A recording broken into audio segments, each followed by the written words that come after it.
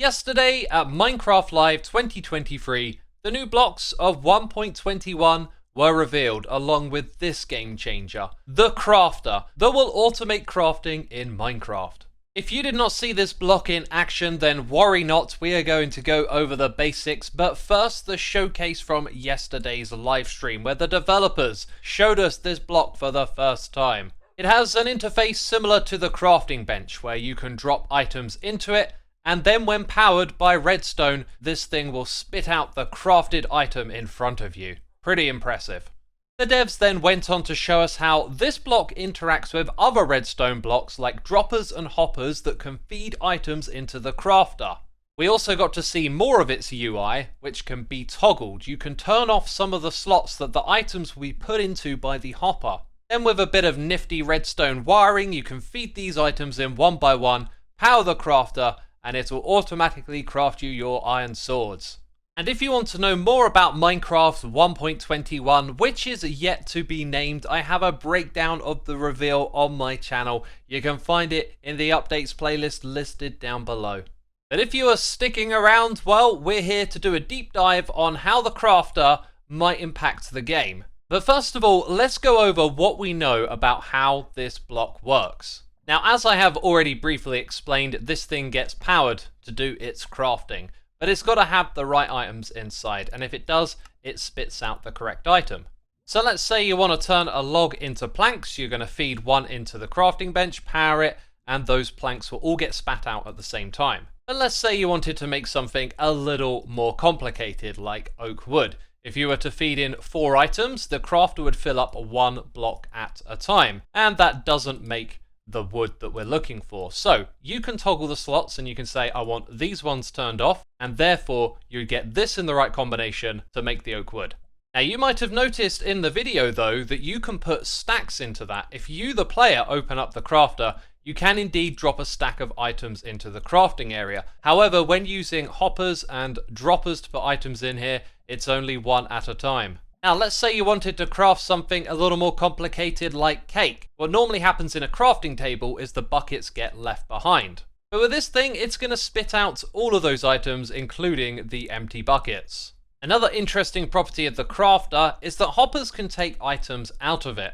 If we look at this dropper, you'll see that no items are being pulled out. So imagine that the hopper below is actually an item filter, and you can take out specific items from the dropper. I mean crafter. Look, because I don't have the actual crafter block, I'm going to get the names wrong sometimes. The reason I'm telling you this is because you can lock the hopper at the bottom and therefore decide when you want to take these items out. So if we have that toggled inventory, then a basic usage for a sword might look something like this. These droppers have iron ingots, the one at the back has sticks, and when we power them all at once, they're going to be in a queue through the hoppers and arrive inside the crafter in the right order. So you can probably imagine a simple contraption where you power this redstone, then power the crafter, and get what you want. And there is a good reason I mentioned this idea of filtering items out. If you didn't want to use the toggleable slots, then our items can act like a temporary toggle. And of course, this can give you the option to make multiple different recipes with a single crafter. And this concept, my friends, is going to be a part of the Minecraft Holy Grail, which I'm going to talk about at the end of the video. And a quick interruption from me in the editing room. I forgot to do my subscribe plug. I'm such a bad YouTuber. But anyway, if you want to subscribe, you'll catch more videos like this one. Right, I won't keep you any longer. Let's crack on. So we've seen one of the basic uses for the crafter so far. This setup with hoppers and droppers I think is going to be very common. But next, let's go on location. And by that, I mean my Season 9 gold farm on Hermitcraft. You see, I actually did my own bit of crafting automation this season, turning gold nuggets into gold ingots. Except I had to use an auto clicker and a script that ChatGPT helped me make. Yeah, it was a really interesting one. I actually did some coding with help from AI to make the auto clicker, and it turned out to work really well. But of course, in the future, we're going to be using the crafter block. This will be one of the simple use cases where we have a single item and 9 of them in the crafting grid will create the next item we need. So we'll simply let them fill up the crafter and then some sort of slow clock is going to power it every so often and it'll spit out the golden ingot. In the case of this farm, I would be feeding those ingots to my piglins for bartering. but you could also feed it into another crafter and then turn them into gold blocks. Also on this season of Hermitcraft, I built a snow farm.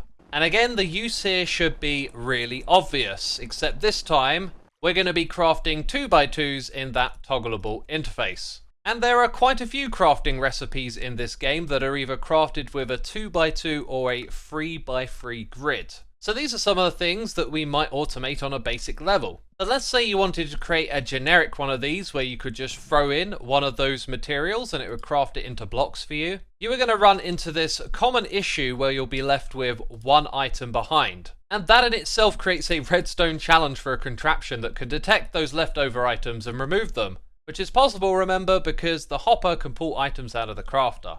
But I think it is much more likely we are going to see these used on site. This place is my Season 6 kelp farm. The farm is over there, the items get shuffled through these pipes and sent into this incredible mega smelter array. And this thing was actually set up for crafting because the water would push all of the kelp over to me so I could stand here, pick it up and turn it into dried kelp blocks. And of course the crafter is going to help us do this from this point out. But the trick with this one is that I used to put the dried kelp back into here to smelt the future kelp that was going to go through. So now that cycle can be totally automated, and that means a kelp farm can basically be your infinite fuel supply. And it would seem that this video is incidentally a Hermitcraft nostalgia video, because here we are in Season 7. We have come here to see the bees. And it looks like the crafters are already in place. Brilliant. And this is the side I actually wanted to show you because we have an extraordinary amount of glass bottles that get fed down to the bee's nest to pick up the honey. The honey bottles then get fed down here and we can craft them into honey blocks. But of course now we can feed them into the crafter, and when it gets its 4 honey bottles we will get back the honey block and then the glass bottles, which we can then feed back up to the beginning. You probably wouldn't set it up like this so it's in one massive chain, but each slice would have its own little bit of redstone and a crafter to sort that out for you. Although one of the great things about Minecraft is there's no wrong or right way to do this, so you could have the whole farm hooked up to one crafter at the end, or each one have its own individual crafter.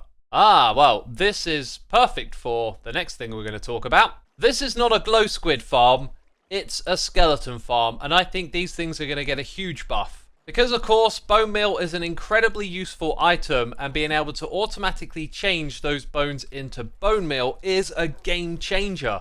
If we head over to the new Minecraft wiki, which is minecraft.wiki, remember to bookmark that, it will give us the long list of things that bone meal can interact with. Mostly plants that we can grow, but some of these can create items on demand, like dyes for example. Or you might want some sea pickles for underwater lighting, or glow lichen would be another great one for farming with bone meal. This would then likely lead us players to using these farms next to a skeleton farm, because we can stand here slashing our sword AFK and all that bone can be converted into bone meal and automatically farming other materials like dyes from flowers. This leads me to highlight a potential negative. This is actually only one of them that I've seen so far, but these sorts of moss farms that can be used to create bone meal might become redundant because building a skeleton farm is going to be a lot easier, possibly a lot faster in terms of output than building a big technical contraption like this one here. Its one advantage though is that it's self-sustaining and it doesn't actually require a player to be nearby for this to work. Whereas of course the skeleton farm will require the player to activate the spawner. One of the things I've wanted to do with this video is try and scale the ideas so that they get increasingly advanced. And a sugarcane farm is probably not what you think of when we talk about advanced. But this is how I will introduce you to something that will get a little more complicated, because we can store the sugarcane, but now we can automatically turn it into sugar and into paper. So your output could be a little more interesting than just a chest full of sugarcane. In fact, you could balance it so all of these materials are available. When you take a trip to your farm, they've already been automatically crafted, so you could just grab what you need from the chest. And this goes to a whole other level when you think about something like a bamboo farm. Because it can produce bamboo, which can be crafted into sticks. You can make bamboo blocks, which can be crafted into all of these different variations, right? I didn't put all of them up for display, but the idea here is that they could be automatically crafted to fill up a container. I picked a dropper because I think 9 stacks is probably enough, but you could make this a double chest, or even a series of storage connected by hoppers. So you can leave your farms running, automatically crafting in the background, and then you can come over and pick out what materials you want and have plenty in demand. This one over here is a little bit different though. It actually requires chains, but then you could just leave a chest somewhere in the contraption with a whole bunch of chains. And this is probably a little optimistic here. I put them side by side. You can imagine the contraptions being one wide, but some of them use sticks as well as bamboo planks, and others require you to make the bamboo mosaic before you make the stairs. So for some simple things like sticks or these blocks, you might be able to get away with it being relatively slim, but some of these other ones might end up taking a lot of space. Okay, the next level of complexity is combo farms. We now have a great incentive to combine our farms together, which I've actually already done here on Hermitcraft. Up here, for example, is my iron farm. We don't have golems at the moment, but up the top here, we got some scared villagers. Oh, I think I know why this farm isn't working anymore, I guess. Anyway, the idea was that the golems would die here and the iron ingots would drop down below, right next door to a sheep farm. Now, this is why I bring up the idea of a combo farm, is because we have shears. And shears may eventually run out, but a crafter can make more with the iron. Then you might start to think in terms of what do you craft a piston with, and is it worth building some farms next to each other? So what about a witch farm? This has a squid farm next to it. Not the most useful pairing, but imagine building an iron farm over here and then having a wood farm as well. I could also say a cobblestone generator, but let's face it, we accumulate a lot of this stuff, so you could probably just dump it into a chest. Now, I don't think that's a particularly great example, but at the witch farm we get glowstone and redstone together, and that can make redstone lamps, which by the way is the block that I've retextured for our crafter, which ironically I've been AFKing at to get a ton of glowstone and redstone together for Doc so that he can make these redstone lamps. Now, I think for most players this probably goes a little too far, and you'd be much happier just grabbing the resources and then crafting up a few stacks in a crafting table. But I think a great example of something you'll definitely want to automate is the creation of dispensers, because you've got to get these individual bows and then craft your dispensers one by one. There is this trick of putting all your dropper items in and then doing this like so. You can even shift click, but this is something we will definitely want to automate. And it will possibly look something like this. You have your supply of the different items fed in the correct order, and then that gets fed into the next stage. And you can imagine this could be even more complicated for other recipes. And there are probably ways to compact this, like having the cobblestone here just dispense 4 times at the end into that one, or maybe just having these two alternate dispensing into the same hopper. But what I find interesting is as it gets more complicated, the contraptions are going to become way more individualized for their crafting recipes. And it's that sort of problem that I think is going to make Minecraft's new Holy Grail so impressive. Okay, the Minecraft Holy Grail. You probably already know what this is, but I want to explain where my little noggin falls apart in trying to understand the sheer scale of complexity. A contraption that can craft any item in the game. What I have here is an encoder. We got lines of redstone going across other lines of redstone, but as you'll see, there are some redstone torches on them. This is like some encoded information here, because when we do this and this, only some of the redstone lines down below get powered. If I do that at the front here, it'll make much more sense because we're now telling it to put 3 of the items from these droppers into the hopper to go into the crafter. And yeah, it's no way going to be that simple, right? I'm even wondering if anyone's going to be able to do this because there's such an extraordinary amount of different items inside of this game. In fact, there's 1,174 of them. So this idea with this encoder would need to be insanely big. And then it doesn't speak to the nature of the different shapes of these recipes. But as we learned earlier in the beginning of the video, you can put in a filter item that can then be taken out by the hopper down below. And that I think means that technically you could build a contraption that crafts every item in the game with just a single crafter.